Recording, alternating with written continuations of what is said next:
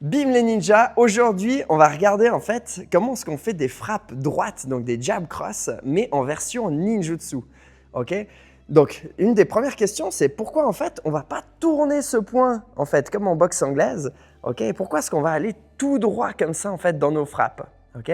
Donc je monte sur un pao. Donc ici par exemple si je pars avec un cross, donc c'est le point de la jambe arrière. Okay? Au lieu de tourner en fait mon poignet au moment où je vais frapper et de lever mon coude, je vais garder mon coude contre moi et je vais l'envoyer tout droit et allonger mon épaule. Okay? Ça, c'est le style en fait à Bruce Lee, donc en Jeet Kune Do. Donc c'est la version du Wing Chun un petit peu évoluée, plutôt en moderne. Et du coup, cette frappe, elle est avec le pouce qui est plus ou moins en fait vers le haut et c'est une frappe qui est droite comme ça avec le poing qui est droit. La raison qu'on fait ça, c'est déjà de 1, on va utiliser plus l'omoplate quand on va frapper. Donc quand je suis dans ma frappe,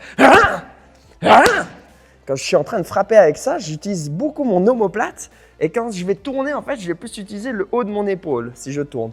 Donc moi, mon but, c'est vraiment de mettre une frappe qui est un peu plus lourde avec le poussé de ces omoplates. Au moment où je fais ça, le but, c'est qu'après, je puisse placer de la technique. Donc ça veut dire que, par exemple, j'ai fait mon jab, bam! Après, je fais mon cross. Et là, en fait, je suis bien en fait pour continuer sur des clés.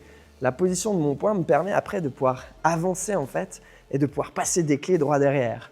Donc, si je me mets bien en face de toi et que je vais commencer avec ça, donc ça fait hop, là, ça c'est avec mon jab. Ou si je fais mon cross, donc le point de la jambe arrière, boum. Ce qu'il faut toujours penser en fait quand on va mettre une frappe, c'est que c'est d'abord le pied qui pousse dans le sol, après la hanche.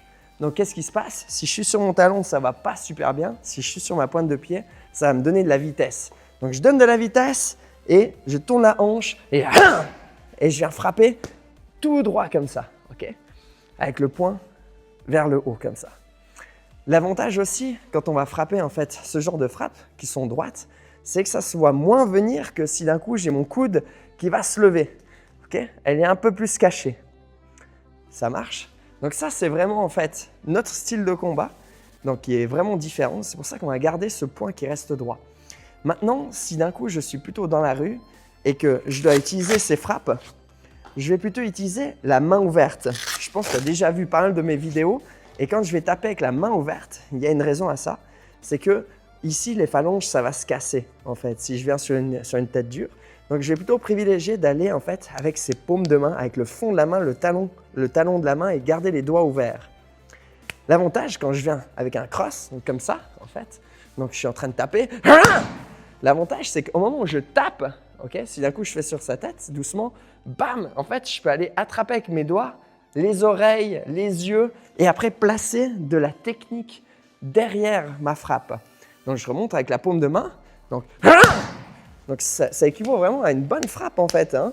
Et d'ailleurs, si tu regardes, il y avait pas mal de vidéos dans le temps où ils faisaient du pancrace.